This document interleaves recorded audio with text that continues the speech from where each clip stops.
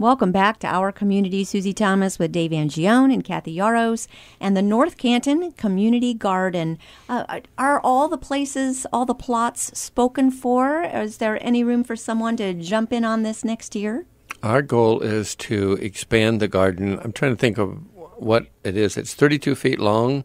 And 32 by 72 right now is the whole garden area. Yeah, so, but we are looking to add more plots next year as demand increases, and hopefully it will. Hopefully people will want to do this. Hopefully our gardeners that we have now will want to come back. But originally we talked about a lot of different numbers, and we thought maybe 20, but we decided we would work with the demand that we had at that time when we decided to open.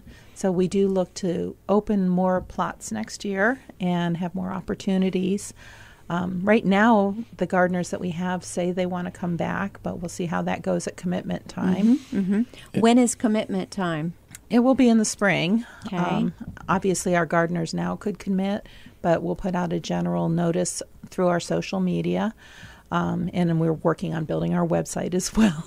How do people find you on social media? North Canton Community Garden on Facebook. Awesome, and that will have everything right there. Yeah, we have everything. And as I said, we are developing our website currently, so hopefully before the year's over, we'll have that in place. Yeah, most people go to Facebook before they find your website anyway nowadays. That seems to be the first step. Well, they can see pictures, they can hear our stories, they can learn more. We're talking about a community garden and so much more. Dave, you kind of emphasized that. What do you mean? What did you mean when you started this and so much more? Well, here's a good example of so much more. We were there the one day, I don't remember what we were doing there, and the guy who had just moved into the community walking by. Walking his dog. Gee, somebody who likes to talk went out and kind of talked to him and kind of welcomed him into the community. And I don't remember his name. I don't know if you do or not, but that doesn't. But so that's the so much more part of it. That's part of the so much more. Just the education of the kids and seeing the relationship develop between parent and child, or grandparent and child, or the two that's about to get married. Seeing working hand in hand together in that garden. Well, even our gardeners working together, people that never would have met any other way. Sure. What is it about gardening that does that? There's something about putting your hands in the soil and being out in the sun, and there's a bonding experience. What is it, in your opinion? I have no clue. I don't know. It just feels right. It's the natural way. I think it's part of God's plan for us that we plow the earth and tend His gardens, and He takes care of us. We all eat. Everybody eats. So growing vegetables is sort of a universal. There's nobody that gets upset about growing vegetables. It's. I just think it's a natural thing that we do. We grew back in our history. We were all farmers. Right. There was no grocery store back a long time ago. Right. Right. So, just the fact of being able to take part in that miraculous thing that happens. I know.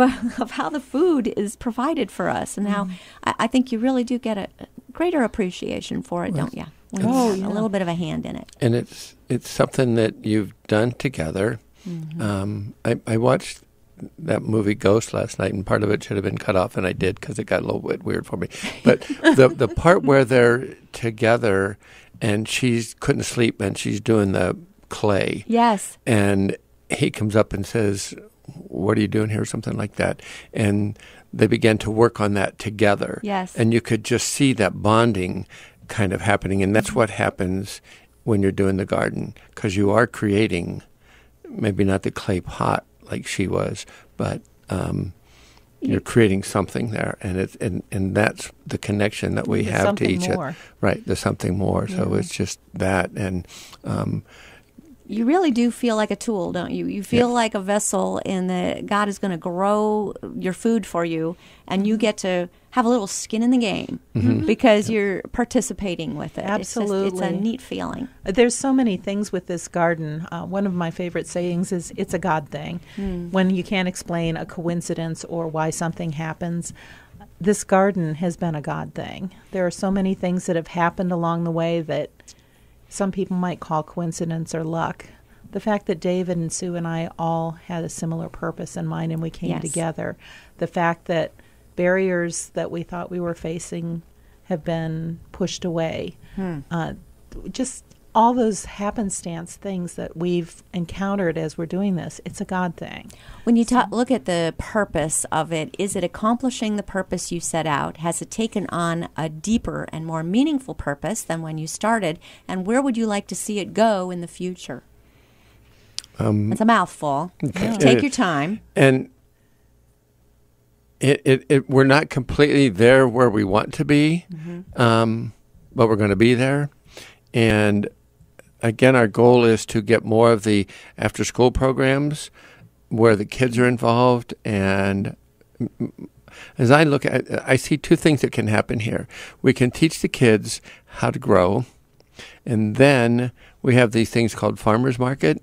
Yes. So now they can take the product of their hand and over to the farmers market and sell their stuff. So it's going to teach them a little bit about being an entrepreneur. Yes. And financing. And so, again, here we go, a garden and so much more. Yes. And that's my goal. And the thing that I find amazing about the three of us coming together and not really any of us knowing is not only did we have the desire for the garden, but we had the same desires for the garden about the children and all of those other fun things. So it's just, that is really a God thing, that we all three were pretty much on the same page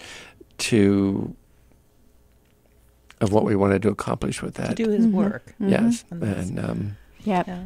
We think this really adds a lot of value to the North Canton community, too. We see a big push in a greener movement in North Canton, and this allows some people to do that. How does one just go start growing things at a place? This is a location that is not land that you owned ahead of time. How did you get to do that? Oh, my. Well, that was one of our biggest obstacles that finally fell away, and we were looking for a place to put down. We had pictures, we had drawings, we had plans, we had all those things that we think we need, and then the obstacles of liability insurance and land use and all those other things came up, the realities of modern life. And we had a meeting with the North Canton City School administration, and we did a presentation, and sometime later they said, we have this place you can use. That's awesome. We got a 1-year agreement, so we're running up against the end of that 1-year agreement, and we are working very hard to make this a permanent place where we can grow and build more plots. Ultimately, we'd love to have community gardens in different quadrants of the city, so they're very accessible for people. No matter where you live, we'd like it to be a place you could walk or ride your bike to. Right now, we're kind of centrally located, so it's kind of ideal. And as it turns out, it's very convenient for Sue, Dave, and I from our own homes. But we'd like to have other people have these experiences, not only having gardens, but growing the leadership that's involved with running the garden day to day. We obviously cannot do anything by ourselves. We need our volunteers. We need our community members. We need the support of our community. So far we've had support in so many ways, but that's where we'd like to be. So that all gives new meaning to and so much more, doesn't it? So much more. Who knew everything that was involved in putting something like this together? It all ties together. It's been an educational process for us. Yeah, I'm sure. You mentioned canning. Someone knows how to can. Are there going to be any classes on canning coming up? Well, can we talk him into about this? That. We probably could at least talk him into sharing his recipes.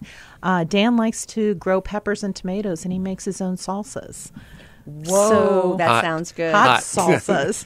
Wow. I don't do hot. And he's a younger guy that you would not figure was a gardener, and he's a construction worker, and he's just been awesome for us, not only as a volunteer and resource, but he just has this wealth of gardening knowledge. So he's shared that.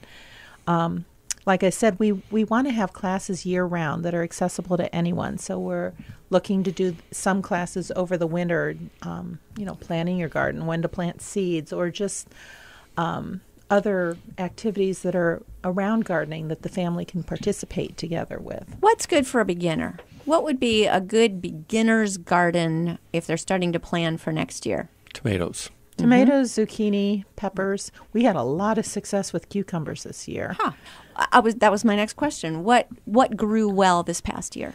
Cucumbers really did well. Right. Lettuces did really well. Good. The lettuce and the peas and some of those things like that are cold weather. You start them early on, as opposed to tomatoes and your peppers and stuff and things like that. They're a little later in the season, but your peas and some of your lettuces are kind of cold weather. Yeah, this wasn't our happy pepper year, and no, mine did there nothing. was some sort of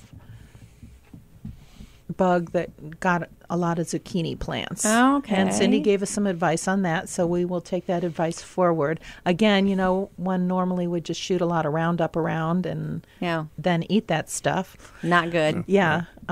So we sort of sucked it up with some of those plants not making it, and did what we could to save what we could. The produce I've had from my plot has been phenomenal.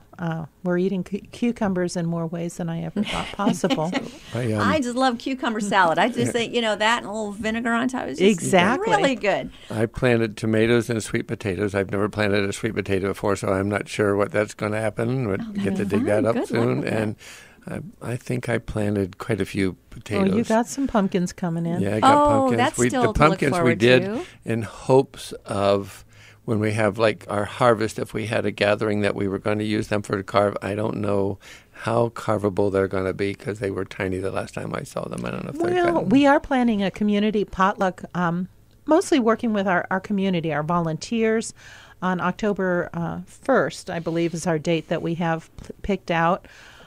We just realized that's right in the middle of a Browns game, so we're not getting we'll a put lot it of on the radio. response. That sounds very, very fun.